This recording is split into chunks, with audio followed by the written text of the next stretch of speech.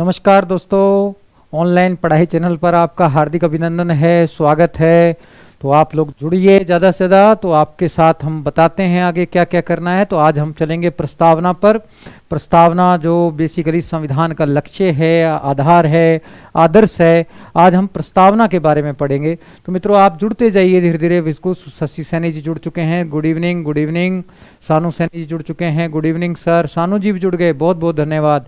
तो बाकी लोग भी आते जाइए और हम प्रस्तावना को देखेंगे। प्रस्तावना क्या है वो पूरा हम ध्यान में रखेंगे। प्रस्तावना मैंने कहा संविधान का प्रारंभिक भाग होती है। क्या होता है? प्रारंभिक भाग, जिसमें संविधान के लक्ष्य और आदर्श निहित रहते हैं। कहते हैं संविधान का सार होता है। सार का मतलब कुंजी होता है, की पॉइंट होता है कि मेन चीज यही है। अगर इसको पढ़ लें, अगर कोई पूरा संविधान नहीं पढ़ सकता नागरिक, सिर्फ प्रस्तावना को पढ़कर अपने कार्य करता है तो भी संविधान सम्मत होंगे। तो ये आपको ध्यान में रखना है। ये प्रस्तावना संविधान सभा में इसको किसने रखा था, कब रखा था, पहले तो उस पर चर्चा करते हैं। कहते हैं 13 दिसंबर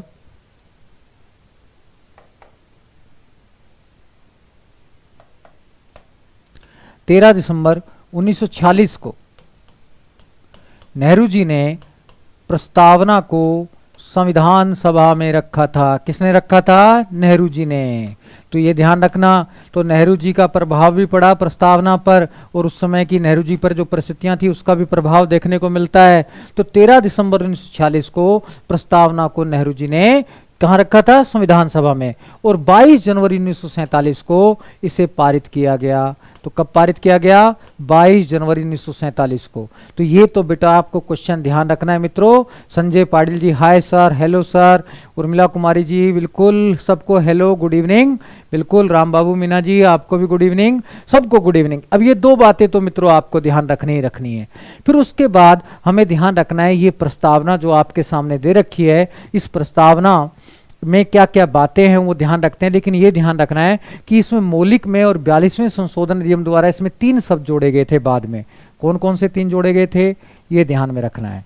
एक तो समाजवाद, एक पंथनिरपेक्षता, एक अखंडता।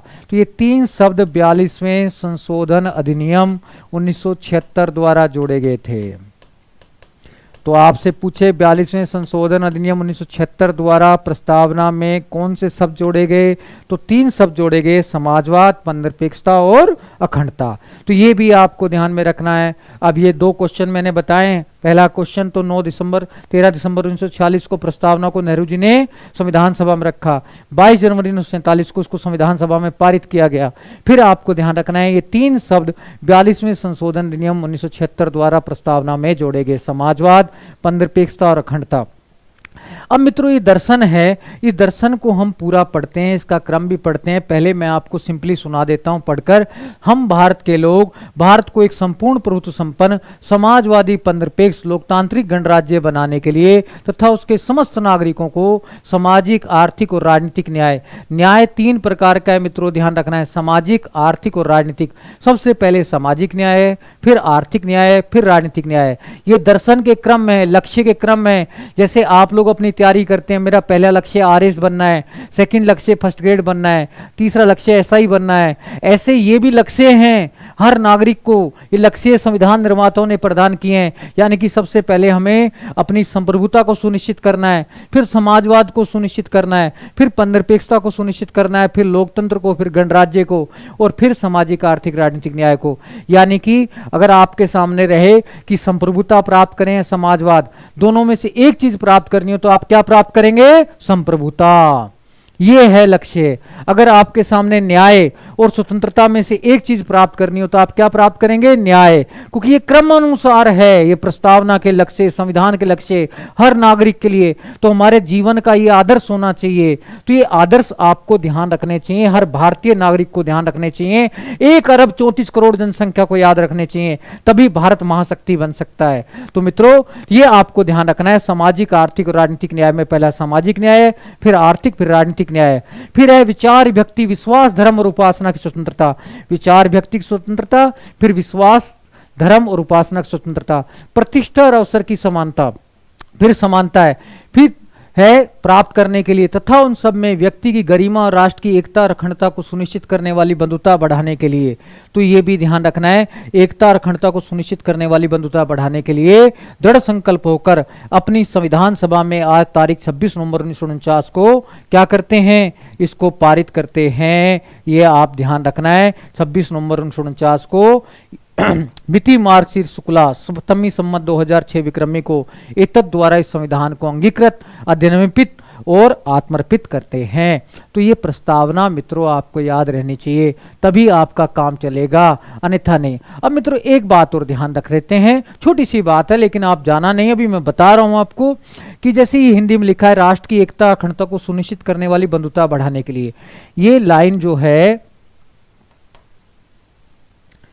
जो इंग्लिश में आते हैं तो इंग्लिश में पहले बंधुता आएगी, पहले फ्रेटर्निटी शब्द है, बाद में यूनिटी इंटीग्रिटी है। तो ये ध्यान रखना है। अगर आप वास्तव में हिंदी की प्रस्तावना देखें और अंग्रेजी वाला देखें तो अंग्रेजी में देखेंगे पहले एकता अखंडता शब्द नहीं है, पहले बंधुता शब्द है, पहले फ्रेटर्निटी शब्द दे रखा हुआ। अगर अंग्रेजी वाला अनुवाद पढ़ेंगे तो आपको यहाँ ये ध्यान रखना है कि पहले फ्रेटर्निटी आएगा, फिर यूनिटी और इंटीग्रिटी आएगा। तो ये भी एक क्वेश्चन बनता है, तो ये भी आपको ध्यान में रखना है।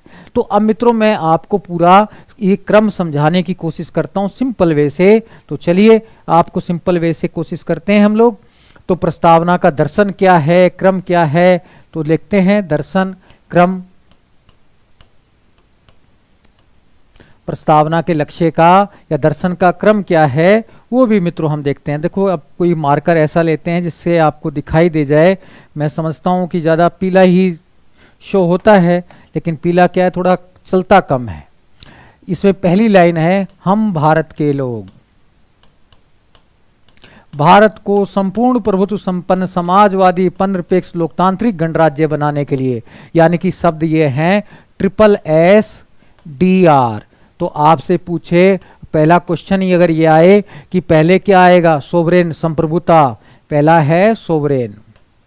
अब ये आपको ध्यान रखना है कि पहला लक्ष्य क्या है, संप्रभुता सुनिश्चित करना, फिर सोशलिस्ट समाजवाद को सुनिश्चित करना, फिर सेकुलरिज्म को सुनिश्चित करना यानी कि निरपेक्षता को, फिर लोकतंत्र की बात करना। डेमोक्रेटिक का मतलब क्या होता है, लोकतंत्र, और रिपब्लिक का मतलब क्या होता है, गणराज्य।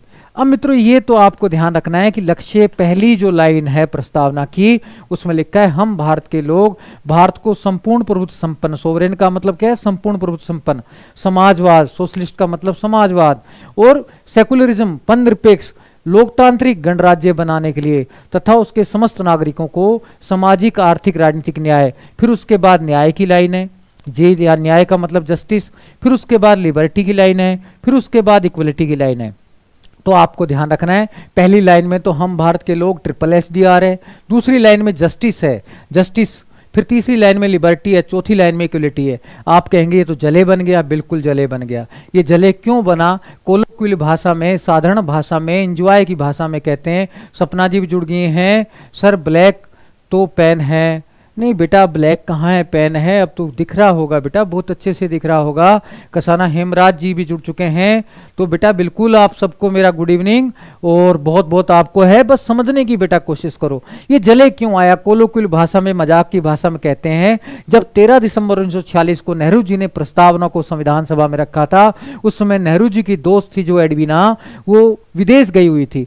अब जिसका दोस्त विदेश चला जाए उसके साथ कैसी स्थिति रहती है वो आप लोग सब समझदार हैं। वो जला होता है, एक मूवी भी आई थी अजय देवगन की, जले जले, पता नहीं कौन से जले, मुझे ध्यान नहीं है, शाका नाम होता है उसका। किसी को ध्यान है तो बताइए वो शाका किस मूवी में नाम होता है अजय देवगन का, वो कौन सी मूवी थी, जले जले थी। अब मुझे आगे का सब ध्यान नहीं रहा कहाँ से जले थे, कोई बता सकता है आप में से?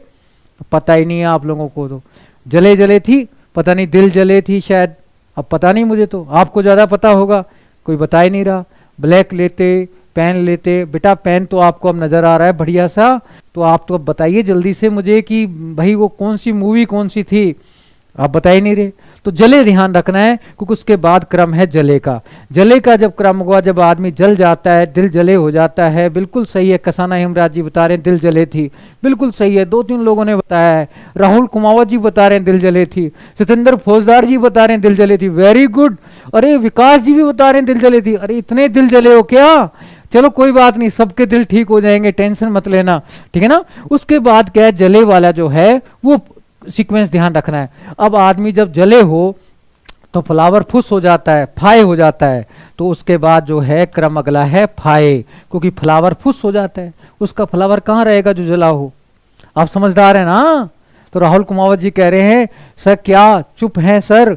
अरे चुप नहीं है बेटा, बताओ फ्लावर का क्या होगा? फुस हो जाएगा, ठीक है ना। तो अगला क्रम भी फाय है, फर्टिनिटी, यूनिटी, इंटीग्रिटी। फर्टिनिटी का मतलब रहता है क्या, और यू का मतलब क्या है, आई का मतलब क्या है? इसका मतलब है यू का मतलब यूनिटी, एकता। अब ये ध्यान रखना है, शब्दों को ध्यान से सुनना है। इंटेग्रिटी, अखंडता। मैं अंग्रेजी इसलिए ध्यान रख रहा हूं बेटा, कई बार पेपर में आता है, सबसे बड़े एग्जाम में क्या, तो रीट के एग्जाम में आता है, हिंदी इंग्लिश पेपर में कंट्राडिक्शन होने पर अंग्रेजी वाला मान्य होगा, तो इसलिए आप ध्यान रखना है इंटेग्रिटी। इंटेग्रिटी का मतलब है अखंडता। और ये जो है एफ का मतलब है फर्टेनिटी, और इसका मतलब होता है बंधुता। तो देखो अंग्रेजी में पहले बंधुता है, बाद में एकता अखंडता है, क्योंकि बंधुता रहेगी तो अपने आप एकता अखंडता आ जाती है। अब बंधुता का मतलब क्या है मैं भी बताऊंगा। बंधुता का मतलब रहता है भाईचारे की भावना, हम की भावना, प्यार की भावना, प्रेम की भावना, वो। तो ये ध्यान रखना, उसका अगला क्रम क्या है, फाय है। उसके बाद क्या लिखा है कि आज 26 नवंबर 1949 को इस संविधान सभा में हम क्या करते हैं, इसे अंगीकृत करते हैं, यानी कि इसे संविधान का अंग बनाते हैं, अधिनियमित करते हैं, यानी कि संविधान में इसे पारित करते हैं, आत्मर्पित करते हैं, अपने हृदय में संजोए रखते हैं। तो ये आपको नरेश कुमार जी, इंटेग्रिटी बिल्कुल सही है, बिल्कुल सही, नरेश कुमार जी बोल रहे हैं यूनिटी। तो ये क्रम आपको ध्यान रखना है। पहली लाइन क्या है, हम भारत के लोग, फिर उसके बाद SSSR, सोवरेन, सोशलिस्ट, सेकुलरिज्म, लोकतंत्र और गणराज्य। अंग्रेजी में क्या है, सोवरेन का मतलब क्या होता है हिंदी में, संप्रभुता। एस सोशलिस्ट का मतलब समाजवाद। सेकुलरिज्म का मतलब क्या है, धर्मनिरपेक्षता। डी का डेमोक्रेटिक का हिंदी क्या बनता है, लोकतंत्र। आर का क्या बनता है, रिपब्लिक का गणराज्य। बिल्कुल सही है। उसके बाद जले वाली भावना है। जे का मतलब जस्टिस का मतलब क्या है, न्याय, सामाजिक आर्थिक न्याय है। लिबर्टी का मतलब क्या है, स्वतंत्रता। स्वतंत्रता कौन सी है, विचार, व्यक्ति, विश्वास, धर्म और उपासना की स्वतंत्रता। समता कौन सी है, प्रतिष्ठा और अवसर की समता। तो ये आपको ध्यान रखना है। जे का मतलब न्याय से, जस्टिस से है। एल का मतलब लिबर्टी, स्वतंत्रता से है। ई का मतलब समता से है। और समता के बाद जो पहली लाइन, दूसरी लाइन, तीसरी लाइन, चौथी लाइन, पांचवी लाइन में आपके क्या है, बंधुता, एकता और अखंडता। पहले बंधुता है, फिर एकता अखंडता है। तो आपको लाइनिंग ध्यान रखनी है। पहली लाइन ये है, दूसरी लाइन ये है, तीसरी लाइन लिबर्टी वाली है, चौथी समता वाली है, पांचवी फाय वाली है। ये क्रम है प्रस्तावना के दर्शन का। जब आपको ये क्लियर हो जाएगा तो समझना आपके क्वेश्चन भी होना शुरू हो जाएंगे। अब मैं इस क्रम के एक एक शब्द को आपको समझना है, समझाऊंगा, लेकिन आत्मा से समझने की कोशिश करना मित्रों। नरेश कुमार जी कह रहे हैं सर आपके आशीर्वाद से फर्स्ट ग्रेड में सर्विस दे रहा हूं, बहुत बहुत बधाइयां हो आपको नरेश कुमार जी।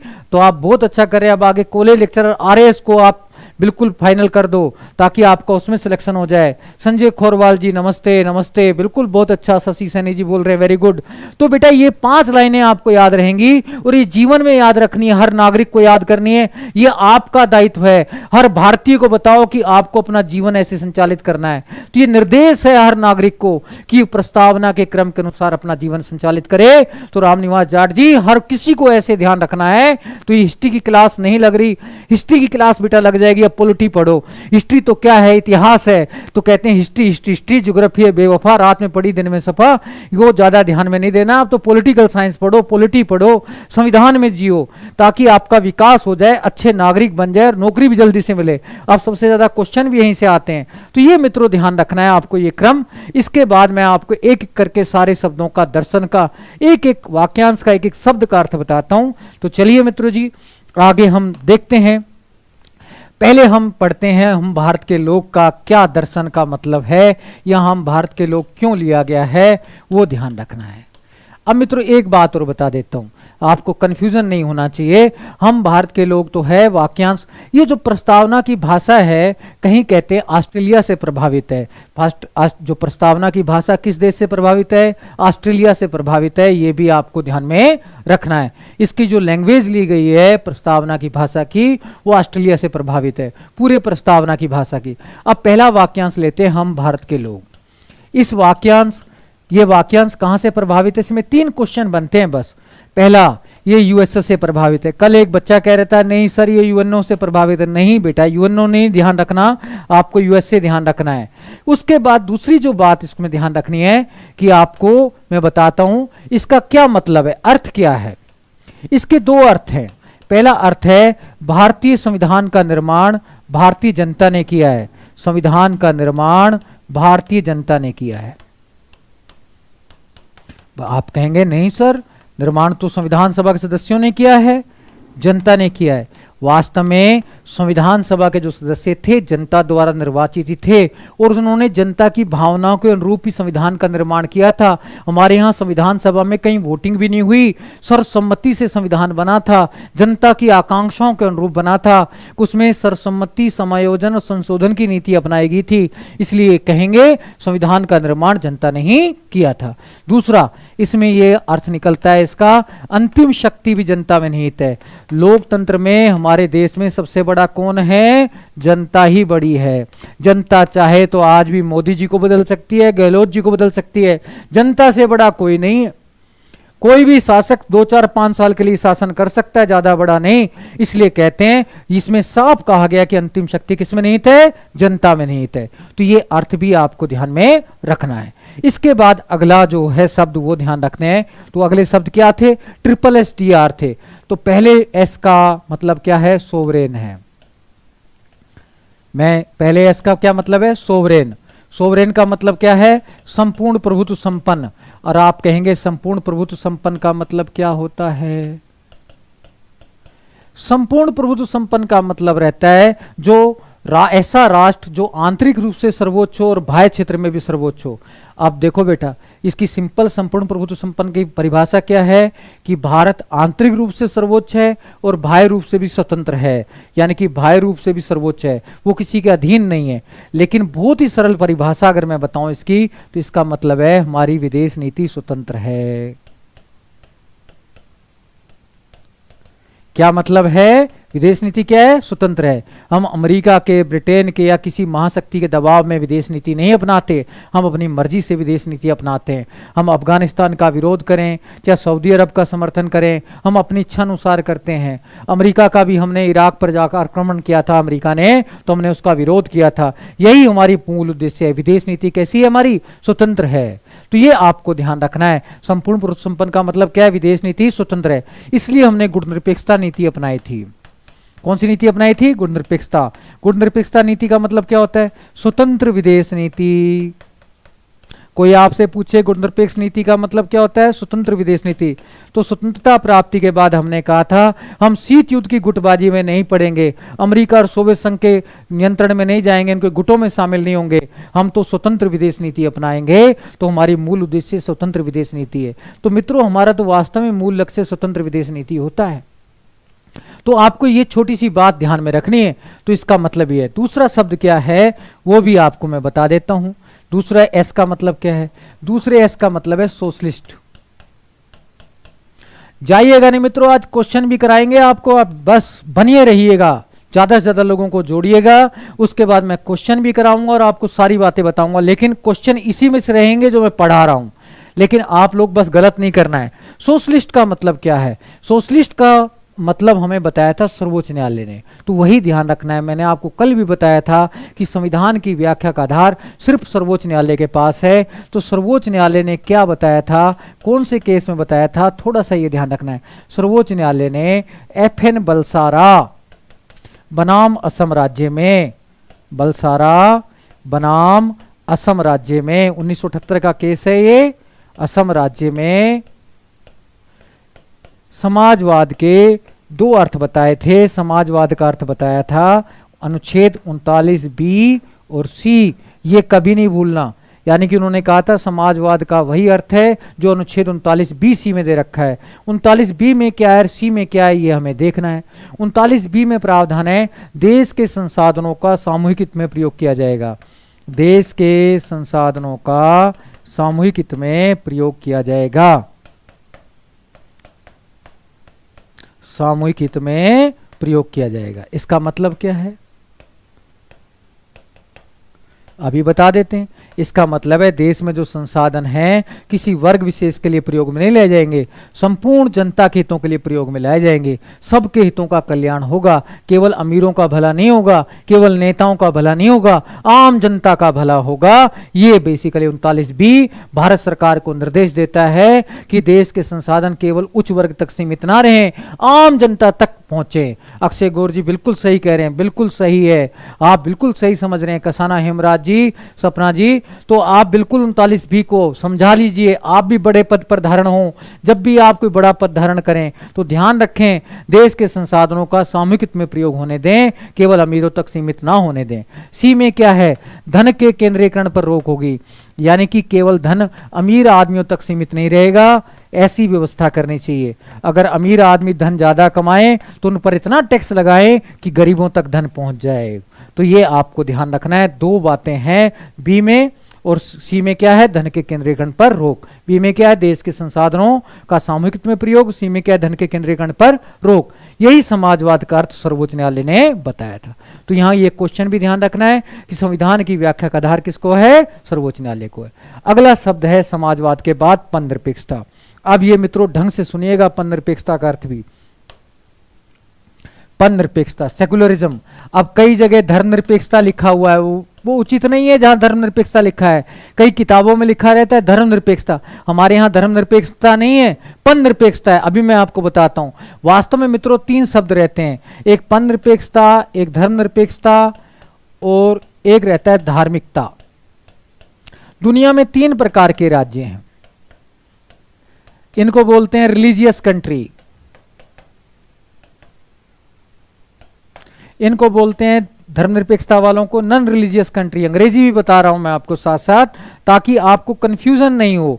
आप हमेशा कई बार गलत गाइड पढ़ लेते हैं और उसके बाद फिर सोचते हैं कि सर ने गलत बताया, मैं सही बता रहा हूं, आपने गाइड गलत पढ़ाई है। आप मूल डायरेक्ट उठाना तो उसमें यही शब्द मिलेंगे।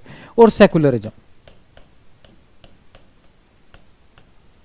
सबसे पहले मैं धार्मिकता का अर्थ बताता हूं आपको। धार्मिक राज्य कौन से हैं? धार्मिक राज्य ऐसे राज्य हैं जो धर्म पर आधारित शासन करते हैं, जैसे पश्चिमी एशिया के राज्य हैं, सऊदी अरब वगैरह हैं राज्य, सऊदी अरब है, आज अफगानिस्तान की स्थिति भी यही है। तो ये लोग इस तरीके का शासन करते हैं, धार्मिक राज्य। दूसरा है धर्मनिरपेक्ष राज्य। अब धर्मनिरपेक्ष राज्य का सुन लीजिए। धर्मनिरपेक्ष राज्य का मतलब होता है राज्य का कोई धर्म नहीं होगा, राज्य का कोई धर्म नहीं होगा,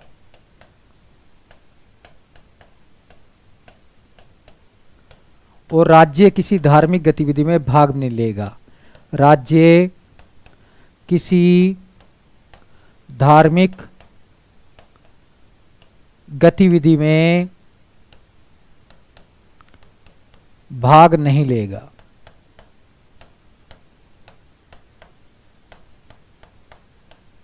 ये धर्मनिरपेक्षता वाला राज्य है।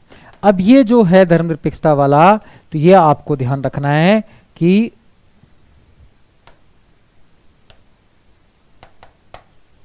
ये कहां पर है। ये यूएसए का राज्य ऐसा ही है, अमेरिका का। अमेरिका में राज्य का कोई धर्म नहीं होता, राज्य किसी धार्मिक गतिविधि में भाग भी नहीं लेता। तो अमेरिका में कोई धार्मिक गतिविधि नहीं होती, किसी धर्म का कोई कल्याण नहीं होता। अल्पसंख्यक को धार्मिक मामले में राष्ट्रपति भाग लेता है ना कोई लेता है, और राज्य कहते हैं हमें धर्म से कोई मतलब ही नहीं है। अब ये तो धर्मनिरपेक्ष राज्य हो गया अमेरिका वाला। अब तीसरा है पननिरपेक्षता जो भारत में है। अब यहाँ पर पननिरपेक्षता में क्या होता है ये भी ध्यान रखना है। पननिरपेक्षता में राज्य का कोई धर्म नहीं होगा, लेकिन राज्य अल्पसंख्यक धर्म के हितों की रक्षा करेगा। किसकी रक्षा करेगा? अल्पसंख्यक के। राज्य का कोई धर्म नहीं होगा, लेकिन अल्पसंख्यक का क्या करेगा? उत्थान। ये पननिरपेक्षता है। अब समझ आ गया अमेरिका में और हमारे क्या अंतर है। अमेरिका में अल्पसंख्यक का उत्थान नहीं होता, हमारे यहाँ अल्पसंख्यक धर्म का उत्थान होता है, तो इसमें हमारे यहाँ जो अल्पसंख्यक धर्म है उनके हितों की रक्षा के लिए विशेष कदम उठाए जाते हैं।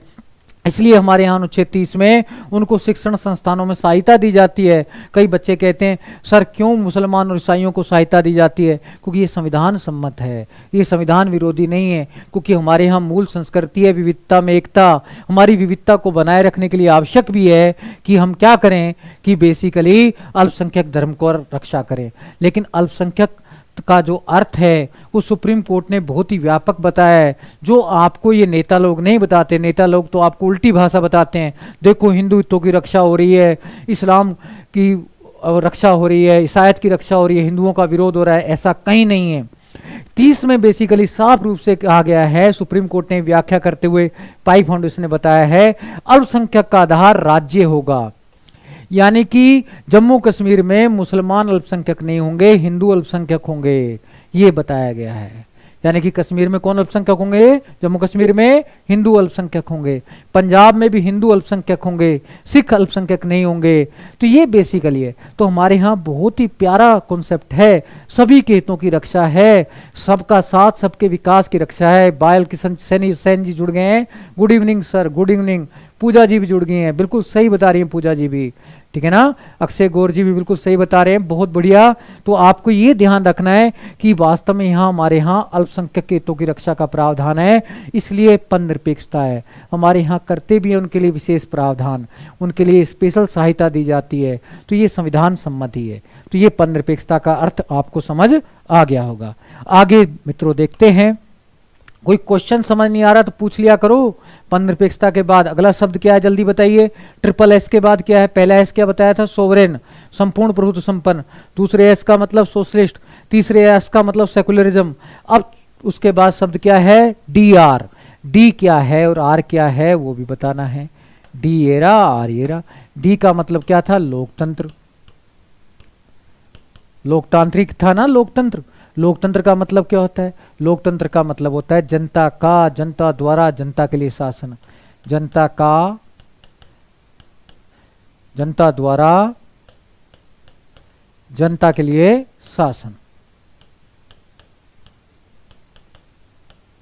अंग्रेजी में कहते हैं of the people, by the people and the for the people.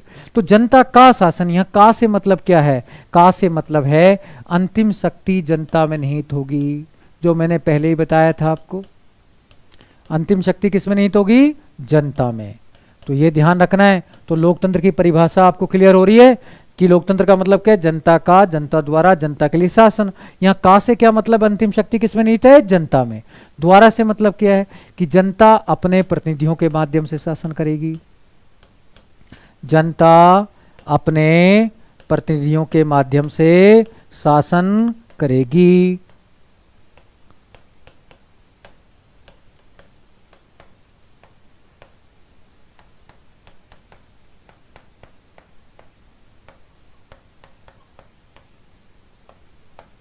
फिर के लिए का मतलब क्या है? के लिए का मतलब है जनता के कल्याण के लिए काम होगा।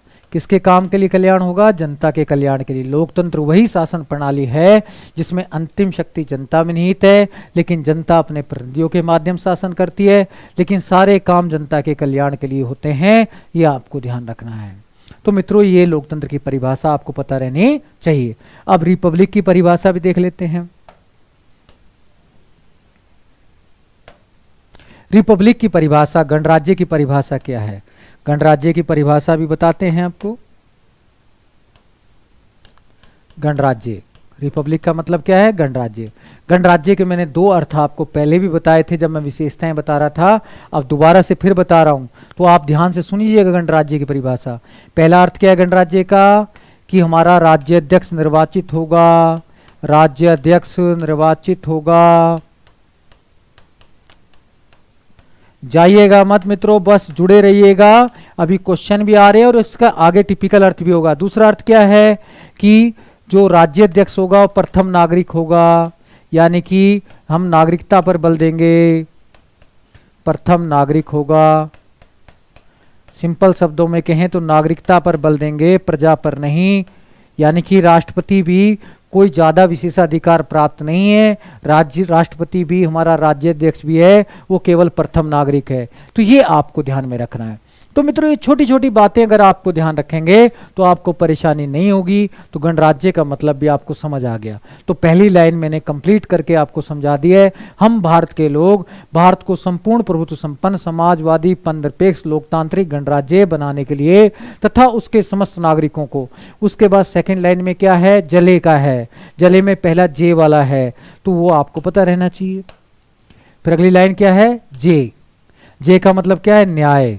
और न्याय 3 प्रकार का दे रखा है इसमें।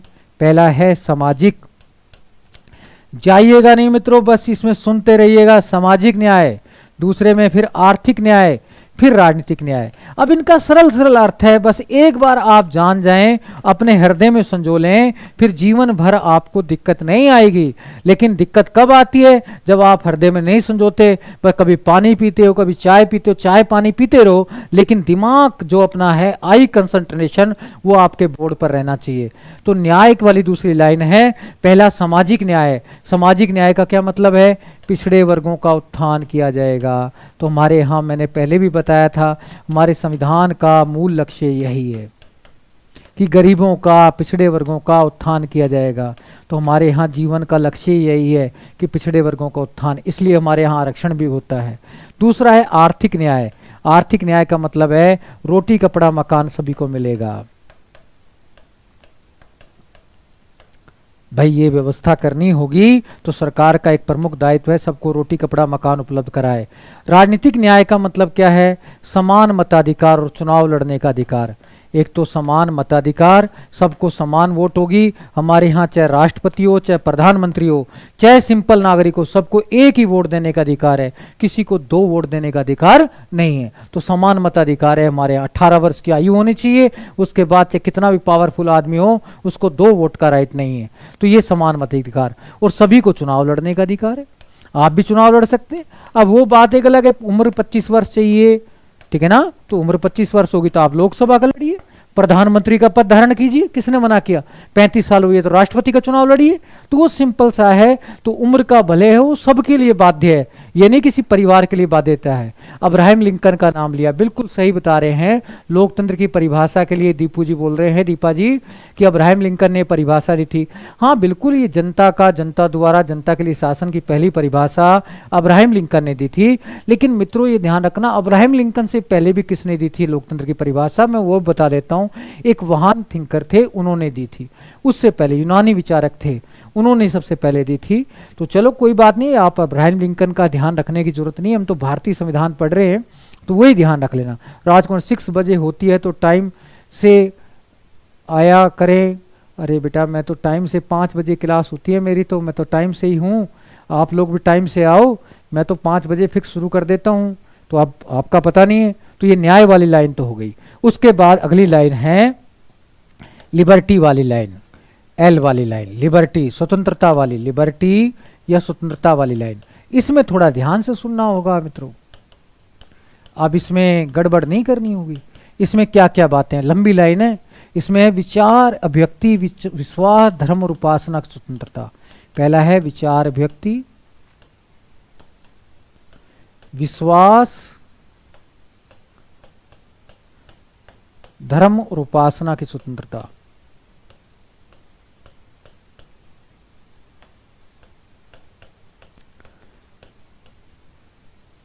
उपासना की स्वतंत्रता।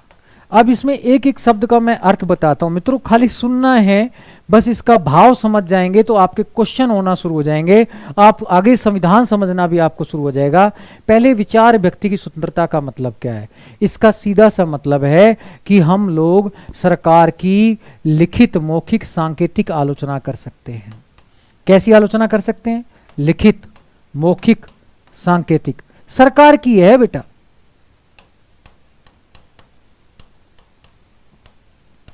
सरकार की आलोचना कर सकते हैं। तो व्यक्तिगत आलोचना नहीं, सरकार के कार्यों की आलोचना है। व्यक्तिगत अगर आलोचना करेंगे आप मोदी जी के व्यक्तिगत जीवन पर करेंगे या गहलोत जी के व्यक्तिगत जीवन पर करेंगे तो न्यायालय में वो जा सकते हैं, लेकिन आप सरकारी कार्यों की करेंगे तो न्यायालय में नहीं जाएंगे। तो आपको लिखित आलोचना करने का अधिकार है, करते भी अखबार में। अब सब लोग कहते हैं मोदी जी ऐसे हैं, कोई कहता है गहलोत जी ऐसे हैं, बिल्कुल अधिकार है। मौखिक भी आलोचना देखना, टीवी पे आप रोज आता है बहस में तो रोज आलोचना होती है, बिल्कुल मौखिक आलोचना भी कर सकते हैं। तीसरा है सांकेतिक आलोचना। सांकेतिक आलोचना क्या होती है? मतलब संकेतों के माध्यम से आलोचना, ठीक है ना। तो ये सिंपल संकेतों के माध्यम से भी आलोचना होती है, जैसे कार्टून आदि बनाकर आलोचना करते हैं। देखना कई बार टीवी पे आता है कार्टून बनाकर आलोचना करते हैं। एक बार कार्टून आया था कि जब मनमोहन सिंह जी की सरकार थी तो उस समय एक कार्टून था कि वास्तव में कि 3 महिलाएं मिलकर कि एक सरदार जी मनमोहन सिंह को मार रही थी, पीछे से एक महिला कह रही थी मत मारो मत मारो। तो 3 महिलाएं कौन सी थी? तो उसमें प्रतिभा पाटिल, मीरा कुमार और सोनिया गांधी तो पिटाई कर रही थी, और पीछे से उसकी पत्नी जो कौर थी वो कह रही थी मत मारो मेरे पति को। उसमें इसका कहीं ना कहीं कार्टून का मतलब ये था कि बेसिकली कि 3 महिलाओं से पीड़ित हैं, इनके प्रभाव में है मनमोहन सिंह, ये कार्टूनिस्ट बताना चाह रहा था।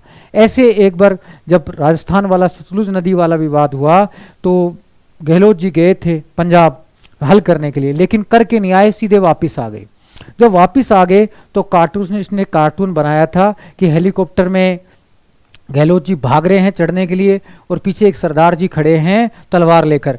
वो सरदार जी का वो प्रतीक था प्रकाश सिंह बादल, जो हट्टे कट्टे थे, और गहलोत जी भागते हुए थे, पतले दुबले आदमी, और गहलोत जी भाग रहे थे। तो ये बता रहे थे कि सरदार जी से डर के गहलोत जी भाग के आ गए। तो विचार व्यक्ति की स्वतंत्रता हमें तीनों प्रकार की है, तो हम सरकार की लिखित, मौखिक, सांकेतिक वो आलोचना कर सकते हैं। अगला है विश्वास की स्वतंत्रता। विश्वास की स्वतंत्रता का मतलब है हम आस्तिक और नास्तिक हो सकते हैं। सरकार कभी नहीं कहेगी आप ईश्वर में आस्था रखो या मत रखो, देखो आपकी इच्छा है। कोई ईश्वर को मानता है, कोई नहीं मानता, मानो चाहे मत मानो, ये आपकी मर्जी है, ठीक है ना। ये सरकार कभी नहीं कहेगी आपको कि ईश्वर को मानो, ये सिंपल सा है।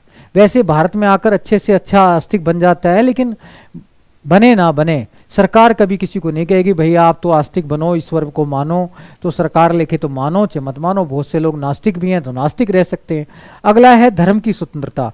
तो धर्म की स्वतंत्रता भी है, आप अपना धर्म परिवर्तन कर सकते हैं, आपको छूट है। आप हिंदू से मुसलमान, मुसलमान से हिंदू बन सकते हैं, सिख से हिंदू बन सकते हैं, कोई भी धर्म परिवर्तन कर सकते हैं। लेकिन साथ में ये असीमित अधिकार नहीं है, युक्तियुक्त प्रतिबंध का भी इसमें व्यवस्था है कि आपका धर्म परिवर्तन आत्मा पर आधारित होना चाहिए, भौतिक लाभ पर आधारित नहीं होना चाहिए। आगे मैं बता भी दूंगा, 25 से 28 में स्पष्ट रूप से पूरा प्रावधान किया गया है। अनुच्छेद 25 से 28 में धर्म परिवर्तन की बात की गई है। तो धर्म परिवर्तन कर सकते हैं, लेकिन युक्तियुक्त होना चाहिए, तार्किक होना चाहिए, आत्मा पर आधारित होना चाहिए, भौतिक लाभ पर नहीं। जैसे एक हीरोइन थी, उसने बंबई में फ्लैट लेने के लिए ईसाई धर्म अपना लिया था, तो गलत। ऐसा धर्म परिवर्तन, प्रदीप कुमार भी था, उसने दूसरी शादी करने के लिए धर्म परिवर्तन किया, तो गलत।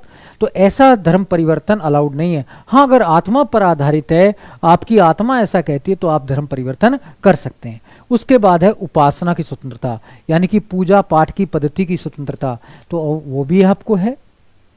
आप राजकुमार जी कह रहे हैं जी सर बिल्कुल, आपको पूरा पूजा पाठ पद्धति का अधिकार है। आप भगवान के सामने दिया जलाओ, अगरबत्ती जलाओ, चंदन की स्टिक जलाओ, आपको पूरी छूट है।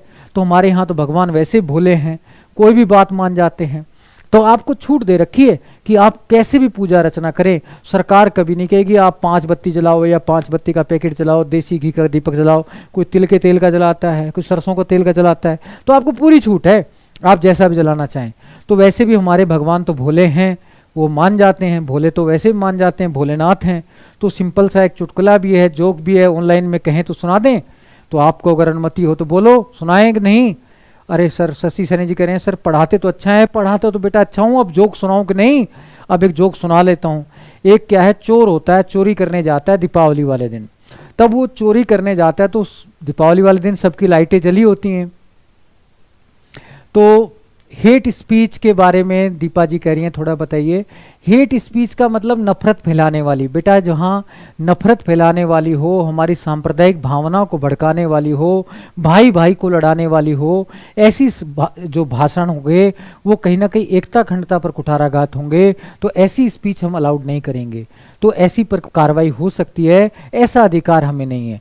तो हमें अधिकार केवल सरकार की आलोचना करने का है, ना कि ऐसी स्पीच देने का। वो तो मैंने कहा है सरकार की आलोचना का अधिकार मिलता है, ऐसी स्पीच करने का अधिकार हमें नहीं है। अगर ऐसी भी स्पीच देंगे तो आपको गड़बड़ हो जाएगी। तो मैं आपको जोक सुना रहा था, जोक को थोड़ा सुन लीजिए आप। तो चोर चोरी करने के लिए दीपावली वाले दिन जाता है। अब चूंकि सबकी लाइटें खुली रहती हैं, सब पूजा पाठ करते रहते हैं, तो बेचारे को कहीं चोरी करने का अवसर नहीं मिलता, बड़ा दुखी होता है। लास्ट में क्या देखता है, एक मंदिर था, तो मंदिर भी पुराना सा था, कोई बहुत बड़ा मंदिर नहीं था, छोटा सा मंदिर था। तो कहता है आज यहीं चोरी कर लेता हूँ, कुछ तो काम चलेगा। उसमें जाता है, तो अब वहाँ भी ढूंढता है कुछ चोरी करने के लिए, कुछ नहीं मिलता उसको। लास्ट में देखता है शिवालय के ऊपर एक कांसे का बर्तन लगा हुआ है, जहाँ से पानी टपक टपक शिवालय पर जा रहा था। कहता है इसी बर्तन को खोल लेता हूँ और आज बच्चों को तो कुछ ना कुछ मिल जाएगा, सुबह का काम तो चलेगा, अब चोरी करने तो आया ही हूँ। अब जैसे ही वो कहता है अब चढ़ूँ किस पर, अब कोई कोचिंग संस्थान तो था नहीं, स्कूल तो था नहीं कि टेबल कुर्सी यूं क्यों कर लेता। अब कहता है इस बर्तन को खोलूँ तो खोलूँ कैसे। तो क्या कहता है लास्ट में, कहता है भगवान पर ही चढ़ जाता हूँ, भोलेनाथ पर ही चढ़ जाता हूँ, क्या फर्क पड़ता है, पत्थर ही तो है। नास्तिक होता है तो चढ़ जाता है, और चढ़ के जैसे ही उसको खोलने लगता है भोलेनाथ जी प्रकट हो जाते हैं। और भोलेनाथ जी उससे कहते हैं मांग क्या मांगता है। वो कहता है मैं तो चोरी करने आया हूँ, मांगने थोड़ी आया हूँ, कोई भिखारी थोड़ी हूँ, मैं मेहनत का खाता हूँ, चोरी करके चाहे खाता हूँ लेकिन मेहनत का खाता हूँ। भगवान भोलेनाथ ने कहा मैं भगवान हूँ, जल्दी से मांग ले जो मांगता है, मैं तेरे को देने हूँ। कहता है नहीं भाई, मैं हराम का नहीं खाता, मांग के नहीं खाता, मैं मेहनत का खाता हूँ। अब भोलेनाथ उसको समझा रहे होते हैं मांग ले, इतने में पुजारी की नींद खुल जाती है। पुजारी आता है, पुजारी उससे कहता है कि भाई भगवान भोलेनाथ इससे क्या कह रहे हो, आप मुझसे कहो ना, मैं तो आपकी इतनी सेवा करता हूँ, ये चोर है इसको क्यों कहते हो मांग, मुझसे कहो मैं मांगता हूँ। अब भोलेनाथ उस पुजारी की तरफ देखते नहीं हो, तो चोर से बार बार कहते हैं मांग तू क्या मांगता है। अब पुजारी बेचारा परेशान होता है, लास्ट में कहता है भगवान जी से, भगवान जी मैंने दूध चढ़ाया, शहद चढ़ाया, मैंने मावा मिश्री चढ़ाया, मैंने भांग चढ़ाई, आपको इतनी सारी चीज़ें चढ़ा रहा हूँ, कई सालों से चढ़ा रहा हूँ, आप मेरी तरफ देखो ना, मुझसे कहो ना। तो अब भगवान जी उसकी तरफ देखते नहीं, लास्ट में भगवान जी के पैरों में वो आता है, पैरों को जोर जोर से हिलाता है, कहते भगवान जी मुझसे कहो, मुझसे कहो। भगवान जी उसे लात मारते हैं और पुजारी जी दूर पड़े रहते। कहते तेने क्या किया है, भांग चढ़ाया, धतूरा चढ़ाया, शहद चढ़ाया, दही चढ़ाया, दूध चढ़ाया है, लेकिन इसने तो अपने आप को चढ़ा दिया, तो महान कौन हुआ, जिसने अपने आप को चढ़ा दिया। तो हमारे यहाँ सिंपल भोलेनाथ बोले हैं, तो उपासना की बेटा पूरी छूट है, तो हम उपासना कैसी भी करें तो ये आपको ध्यान रखना है। तो हमारे तो उपासना का अधिकार सभी को है, तो हम किस तरीके से करें, सरकार कभी इंटरफेयर नहीं करेगी, तो ये आपको ध्यान रखना है। लिबर्टी के बाद अगला जो है वो भी मैं आपको बता देता हूँ, समता। समता में क्या है, प्रतिष्ठा और अवसर की समानता है।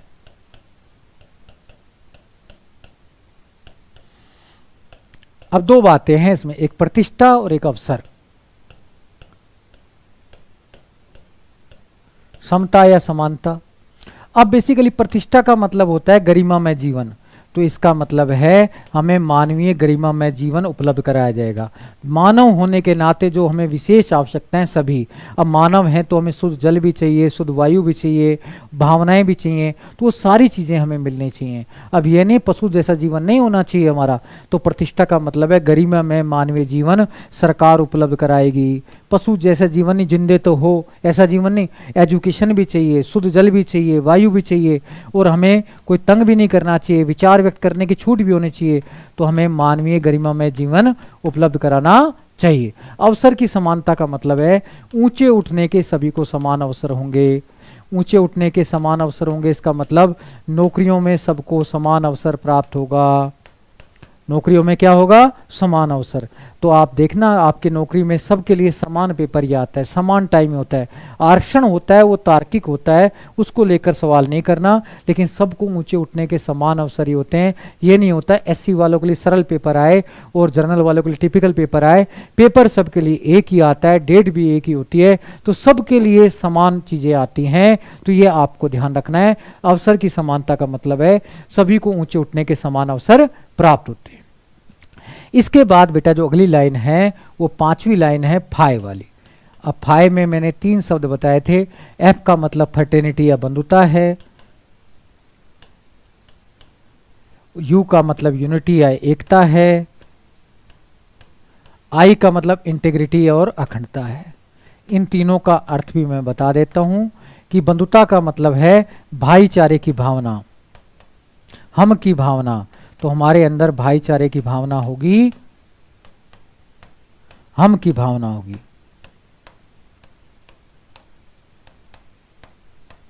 यूनिटी का मतलब है एकता, यानी कि हमारी पूरे एक इकाई के रूप में काम करेंगे हम।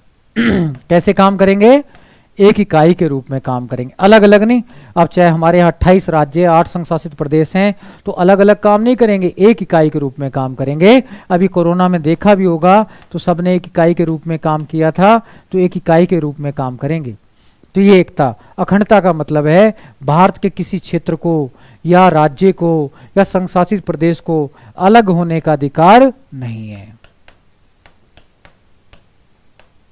अधिकार नहीं है। तो ये भी आपको ध्यान रखना है। तो ये भी आपको ध्यान रखना है कि बंधुता का मतलब भाईचारे की भावना, हम की भावना। एकता का मतलब एक इकाई के रूप में काम करेंगे। अखंडता का मतलब है भारत के किसी क्षेत्र को अलग होने का अधिकार नहीं है। तो ये बेटा जो सिंपल सिंपल बातें हैं, तो ध्यान रखना है कि बंधुता का मतलब क्या है, हमें भाईचारे की भावना का विकास करना है, और भाईचारे की भावना रहेगी तो एकता अखंडता अपने आप आ जाएगी। इसलिए बंधुता को पहले लिया गया है। बंधुता रहती है तो एकता अखंडता अपने आप आ जाती है। जब एक बंधुता ही नहीं रहेगी तो एकता अखंडता भी चली जाती है। तो ये आपको ध्यान में रखना है। इसके बाद अंतिम लाइन तो है ये 26 नवंबर 1949 को हम क्या करते हैं, इस संविधान को अंगीकृत बनाते हैं, यानी संविधान का अंग बनाते हैं। अधिनियमित करते हैं, यानी कि इसको पारित करते हैं। आत्मर्पित करते हैं, यानी कि अपने हृदय में संजोए रखते हैं। अब ये सारी बातें आपको ध्यान रखनी है। अब इसके बाद मैं कुछ क्वेश्चन बता रहा हूं कि प्रस्तावना के बारे में विभिन्न विद्वानों के क्या कथन है, वो आपको याद करने हैं। कैसे भी करके आप याद कीजिएगा, मैं बताता हूं। प्रस्तावना के बारे में विभिन्न विद्वानों के कथन, चाहे नोट कर लीजिएगा चाहे आप स्क्रीनशॉट ले लीजिएगा। प्रस्तावना के बारे में कथन।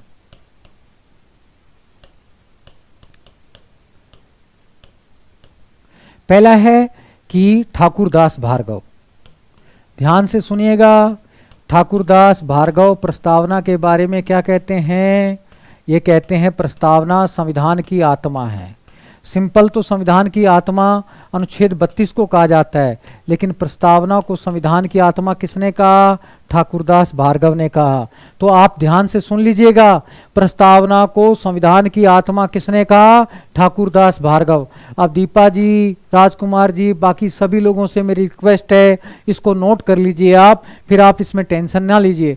ठाकुरदास भार्गव कहते हैं प्रस्तावना संविधान की आत्मा है। दूसरा आपको ध्यान रखना है के एम मुंशी, ये प्रस्तावना को राजनीतिक कुंडली कहते हैं। राजनीतिक कुंडली, राजनीतिक कुंडली।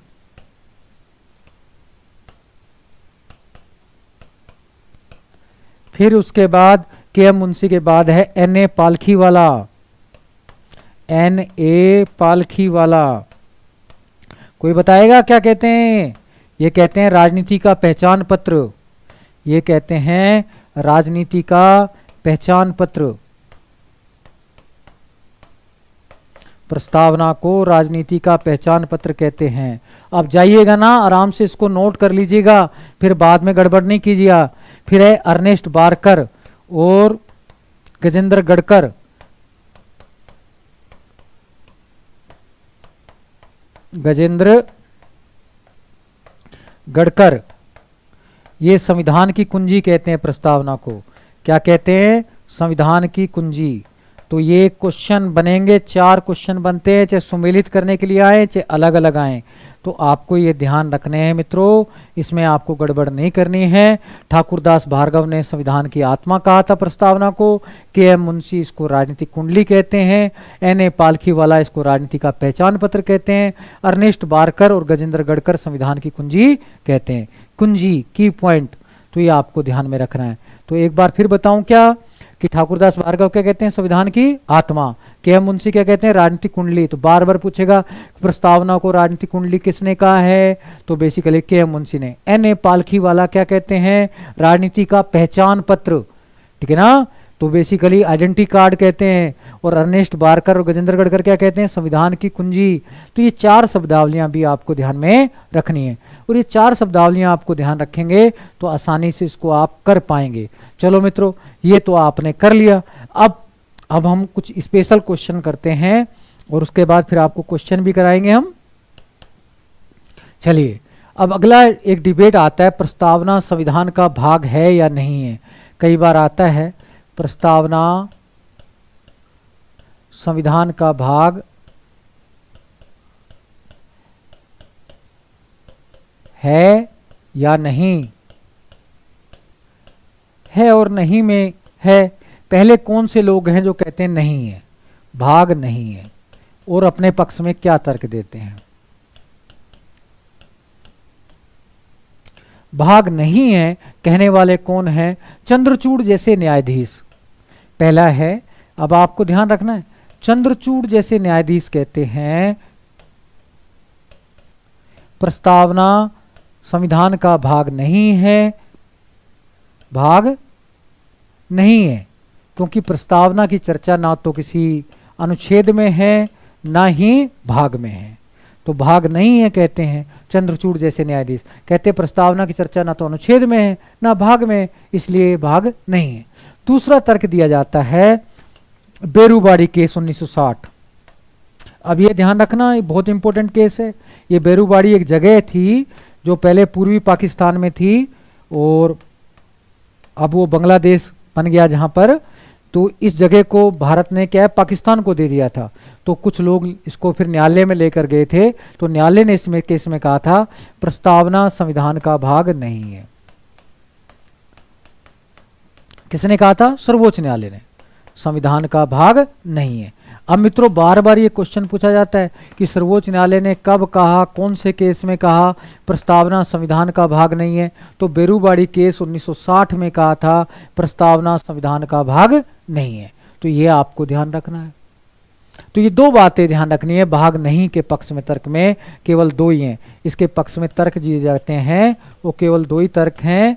पक्ष में तर्क नहीं है के पक्ष में क्या क्या तर्क है। पहला तो चंद्रचूड़ जैसे न्यायाधीश कहते हैं प्रस्तावना की चर्चा ना तो संविधान के भाग में ना अनुच्छेद में, इसलिए प्रस्तावना संविधान का भाग नहीं है। दूसरा, बेरूबाड़ी केस में कहते हैं कि बेसिकली 1960 में प्रस्तावना संविधान का भाग नहीं है। इंदिरा जी कह रहे गोलकानाथ वाद, बेटा गोलकानाथ वाद 1967 का है, आप गलत बता रहे हैं, ये आपने गलत पढ़ा है। अगर ऐसा ज्ञान रखेंगे तो बेटा आपको बहुत दिक्कत आएगी, चाहे नेट पे चेक कर लीजिएगा, ठीक है ना। माफ़ी चाहता हूँ, मैं गलत नहीं बताऊंगा। बेरूबाड़ी केस में कहा है, गोलकनाथ का प्रस्तावना से कोई लेना देना ही नहीं है, ठीक है ना बेटा। तो ये आपको ध्यान में रखना है। तो गोलकनाथ का प्रस्तावना से लेना देना नहीं है, मौलिक अधिकार से मतलब है, संविधान संशोधन से मतलब है, और 67 का केस है, ठीक है बेटा। तो बेरूबाड़ी केस में क्या कहा था, प्रस्तावना संविधान का भाग नहीं है, तो ये ध्यान रखना है। अब भाग है के पक्ष में क्या तर्क हैं वो भी आपको बता देते हैं। भाग है, प्रस्तावना संविधान का भाग है, इसके पक्ष में क्या तर्क दिए जाते हैं। पहले तो कहते हैं कि 13 दिसंबर 1946 को नेहरू जी ने कहा था कि प्रस्ताव यह है कि प्रस्तावना संविधान का भाग बने। किसने कहा था, नेहरू जी ने। कहां पर कहा था, संविधान सभा में, प्रस्तावना संविधान का भाग बने। दूसरा कहते हैं अंबेडकर जी ने भी अपनी स्पीच में कहा था, अंबेडकर जी ने भी कहा था। चलो, ये 2 बातें, अंबेडकर जी का भी कथन है कि प्रस्तावना संविधान का भाग है। 2 तो ये जो आज रिकॉर्डिंग के रूप में सुरक्षित रखे हैं, क्योंकि वास्तव में हमारी जब संविधान बना था तो उसमें ये दोनों विद्वानों ने कहा था। तीसरा तर्क क्या है वो सुन लीजिएगा। केशवानंद भारती का केस आया था 1973 में। अब कब का है ये ध्यान रखना, केशवानंद भारती केस 1973 में आया था। तो इसमें सर्वोच्च न्यायालय ने कहा था, मैं सर्वोच्च न्यायालय को ऐसे लिख देता हूं, जाइएगा मत, सुनिएगा ढंग से, अभी क्वेश्चन है तो आप बाकी लोगों को जोड़ने के बजाय इधर से उधर नहीं होना है। अब केशवानंद भारती केस 1973 का आया था, इसमें सर्वोच्च न्यायालय ने कहा था प्रस्तावना संविधान का भाग है, इसमें कहा था। भाग नहीं किसमें कहा, बेरूबाड़ी केस में। भाग है किसमें कहा, केशवानंद केस में। प्रस्तावना संविधान का भाग है, भाग भी बताया, और साथ में कहा कि प्रस्तावना संविधान की व्याख्या का आधार है। क्या कहा, संविधान की व्याख्या का आधार है, यानी कि कहीं संविधान अगर अस्पष्ट है तो हम उसकी व्याख्या, संविधान की व्याख्या प्रस्तावना के आधार पर कर सकते हैं। तो ये बात कही, कुल मिला के कहीं ना कहीं कहा प्रस्तावना संविधान की आंख है। क्या कहा? आंख माना आंख, क्योंकि अगर कहीं संविधान अंदर अस्पष्ट है तो हम उसकी व्याख्या किसके आधार पर करेंगे? प्रस्तावना के आधार पर। ऐसा बेसिकली केशवानंद भारती केस में सर्वोच्च न्यायालय ने कहा था।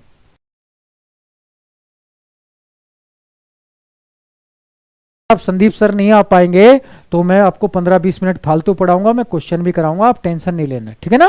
तो आप जुड़े रहिए, अभी क्वेश्चन होने वाले हैं, आप क्वेश्चन कीजिए, काम तो वही करना है, बल्कि मेरे क्वेश्चन रीड में भी काम आएंगे, राजस्थान पुलिस में भी काम आएंगे, तो आप टेंशन ना लीजिएगा। अब मेरे को तो ये 1 घंटा ही मिलता है, तो आप लोग जुड़े रहिए। तो प्रस्तावना संविधान की व्याख्या का आधार है, किसमें कहा? केशवानंद केस में। तो मित्रों अभी क्वेश्चन कराऊंगा तब ये सारे क्वेश्चन आएंगे। आंख किसमें कहा? केशवानंद केस में। अब चौथा तर्क और बचा है, वो भी मैं बता देता हूं। चौथा तर्क भी मैं ऊपर लिख देता हूं। चौथा तर्क है SR बम्बई केस। अब ये केस भी ध्यान रखना, SR Bombay case. SR Bombay कोई जगह का नाम नहीं है, ये कर्नाटक के मुख्यमंत्री का नाम है, ये भी ध्यान रखना, कर्नाटक के मुख्यमंत्री का नाम है। SR बम्बई केस आया था 1994 में सुप्रीम कोर्ट के समक्ष। तो इस केस में सुप्रीम कोर्ट ने कहा था प्रस्तावना संविधान का भाग नहीं, मौलिक ढांचे का भाग है, महत्वपूर्ण भाग है, हृदय है। इसमें प्रस्तावना को महत्वपूर्ण भाग बताया था। केशवानंद में तो केवल भाग बताया था, यहां प्रस्तावना को महत्वपूर्ण भाग बताया था, हृदय के समान बताया था। तो ये आपको ध्यान में रखना है। तो महत्वपूर्ण भाग, हृदय के समान प्रस्तावना को कब बताया गया? SR बम्बई केस में। आंख के समान कब बताया गया? सिंपली भाग कब बताया गया? व्याख्या का आधार कब बताया गया? 73 में केशवानंद में। और हृदय कब बताया गया? 94 में SR बम्बई केस में। तो मित्रों ये आपको सारी चीजें पता रहनी चाहिए। जब आपको ये सारी चीजें पता रहेंगी तो आप अच्छे से सारी चीजें कर सकते हैं। अब इसके बाद मित्रों, अब ये मैंने सारी चीजें बता दी, अब इसके बाद मैं प्रस्तावना का महत्व बताऊंगा, वो मैं कल बताऊंगा आपको, क्योंकि आप घर से पढ़ के भी आएंगे। उससे पहले मैं आज आपको जितना मैंने पढ़ा है उससे संबंधित क्वेश्चन कराऊंगा, ताकि आप क्वेश्चन कर सकें। तो आपको वो ध्यान में रखना है।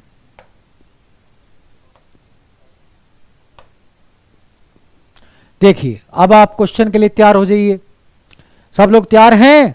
पहला क्वेश्चन है, प्रस्तावना में 42वें संशोधन अधिनियम 1976 द्वारा जोड़े गए शब्द हैं। ए ऑप्शन है समाजवाद एकता अखंडता, बी ऑप्शन है समाजवाद पंथनिरपेक्षता अखंडता, सी ऑप्शन है समाजवाद न्याय अखंडता, डी ऑप्शन है समाजवाद गणराज्य अखंडता। चलिए बताइए बताइए, वेट कर रहा हूं, जल्दी से, शाबाश। कोई नहीं बता रहा अभी तक। देखो कितने व्यवस्था में बच्चे ढीले हो रहे हैं। आपका जोश कहां चला गया पता नहीं, अभी तक तो एक का आंसर नहीं आ रहा मेरे सामने। जी सर लिख रहे हैं, लेकिन बस जल्दी से बताइए इसमें आंसर क्या होगा। मैंने आपको बताया था 3 शब्द जोड़े थे, समाजवाद, पंथनिरपेक्षता और अखंडता। तो इसका आंसर हो जाएगा बी। क्या आंसर हो जाएगा? बी। तो ये आपको ध्यान रहना चाहिए। अब आगे तो कम से कम, बिल्कुल राजकुमार जी ने सही बताया, कसाना हेमराज जी का आंसर आ रहा है, शशि सैनी जी का आ रहा है, बिल्कुल बिल्कुल पूजा जी का भी आया है, मनीष सैन जी का भी आया है। Very good very good very good, शाबाश, बहुत इंटेलिजेंट है आप लोग। इसका मतलब क्लास लिए है आप लोगों ने। अब अगला क्वेश्चन आपके सामने आ रहा है, उसको जल्दी से पढ़िएगा। प्रस्तावना के दर्शन का सही क्रम है समाजवाद पंथनिरपेक्षता लोकतंत्र गणराज्य न्याय स्वतंत्रता। समाजवाद लोकतंत्र गणराज्य पंथनिरपेक्षता स्वतंत्रता न्याय बी में। सी में ऑप्शन है न्याय स्वतंत्रता समाजवाद पंथनिरपेक्षता लोकतंत्र गणराज्य। डी में ऑप्शन है पंथनिरपेक्षता लोकतंत्र गणराज्य समाजवाद न्याय स्वतंत्रता। अब याद करो प्रस्तावना का क्रम। मैंने कहा था पहले, हम भारत के लोग भारत को संपूर्ण प्रभुत्व संपन्न समाजवाद पंथनिरपेक्ष लोकतांत्रिक गणराज्य बनाने के लिए। तो यानी कि ये समाजवाद से स्टार्ट है, तो है समाजवाद लोकतांत्रिक गणराज्य, समाजवाद पंथनिरपेक्ष लोकतांत्रिक गणराज्य। उसके बाद जले वाला बताया था न्याय स्वतंत्रता समानता।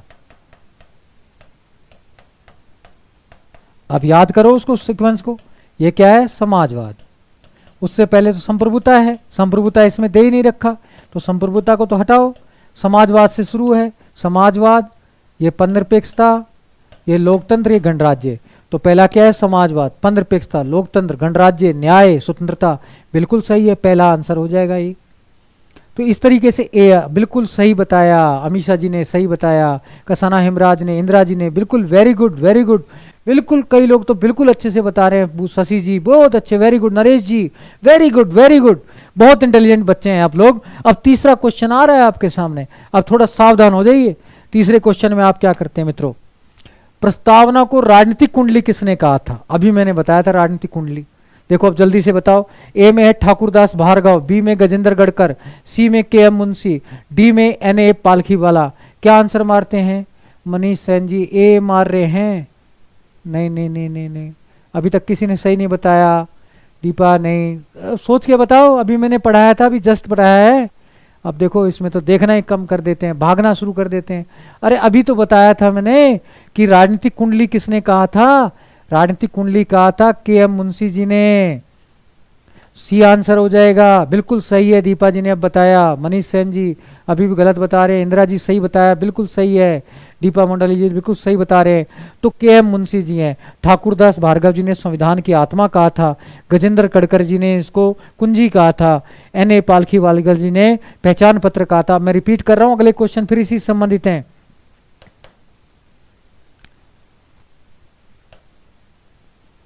कुंजी हो गया। आप देखो, प्रस्तावना को संविधान का पहचान पत्र किसने कहा था? जल्दी बताओ। पहचान पत्र, मनीष सेन, सॉरी सर, कोई बात नहीं बेटा, अब बता दो। अक्षय गौर जी, सर जी बड़ी करते ही गलते हैं। जल्दी से बताओ। कोई बात नहीं बेटा, आप बता दो, आराम से बता दो। प्रस्तावना को संविधान का पहचान पत्र किसने कहा? ए ऑप्शन है एन ए पालखीवाला, बी में अर्नेस्ट बारकर, सी में नेहरू और अंबेडकर। तो मैंने आपको नेहरू अंबेडकर का कोई कथन बताया नहीं है, तो पहले से बाहर निकाल दो। अब इन दोनों में से आंसर है। अर्नेस्ट बारकर ने कुंजी कहा था, तो ये भी नहीं होगा। बचा कौन? एन ए पालखीवाला, तो ये आंसर हो जाएगा। बिल्कुल सही बताया। गौरव जी बता रहे वेरी गुड, अमीषा जी वेरी गुड, दीपा जी वेरी गुड, बिल्कुल सही। अक्षय गौर जी बिल्कुल सही है, नरेश कुमार जी बिल्कुल, कसाना जी बहुत अच्छे बच्चे, वेरी गुड वेरी गुड। ये तो कई इंटेलिजेंट बच्चे आ गए हमारे साथ। अब अगला ध्यान रखना है, 7वां नंबर क्वेश्चन जो है, प्रस्तावना को संविधान की आत्मा किसने कहा था? देखिए जल्दी से बताइए, संविधान की आत्मा किसने कहा था? ए नेहरू का तो नहीं है, बी अंबेडकर बारकर। पहला ए में नेहरू जी हैं, बी में अंबेडकर हैं, सी में बारकर हैं, ठाकुरदास भार्गव। नेहरू जी ने कोई कथन कहा नहीं, अंबेडकर जी ने कोई कथन कहा नहीं, बारकर ने तो कुंजी कहा था, तो ये भी नहीं होगा। बचा ठाकुरदास भार्गव, तो ठाकुरदास भार्गव ही कहते हैं संविधान की आत्मा है। बिल्कुल सही है साहब की, काफी लोग अच्छा बता रहे, वेरी गुड। नरेश कुमार जी, इंदिरा जी, ई मनीष जी वेरी गुड, अमीषा जी वेरी गुड, गौरव सेन जी वेरी गुड, नरेश जी, अक्षय गौड़ जी, कसाना जी, मनीष सेन जी वेरी गुड, बहुत अच्छे, वेरी गुड। तो आप लोगों ने सही बताया काफी। 7वां, अब 8वें की तैयारी कर लीजिए आप लोग। सर्वोच्च न्यायालय ने प्रस्तावना को संविधान का भाग नहीं माना। नहीं माना है, क्वेश्चन ध्यान रखना कि इस प्रस्तावना को संविधान का भाग नहीं माना। तो कौन से केस में नहीं माना? बेरूबाड़ी केस 1960 में, गोलकनाथ केस 1967 में, केशवानंद केस 1973 में, एसआर बम्बई केस 1994 में। जल्दी से आंसर बताइए। डी तो नहीं है। नीलम जी थोड़ा सोचिए। नहीं माना है। नहीं किस में माना था? बेरूबाड़ी केस में।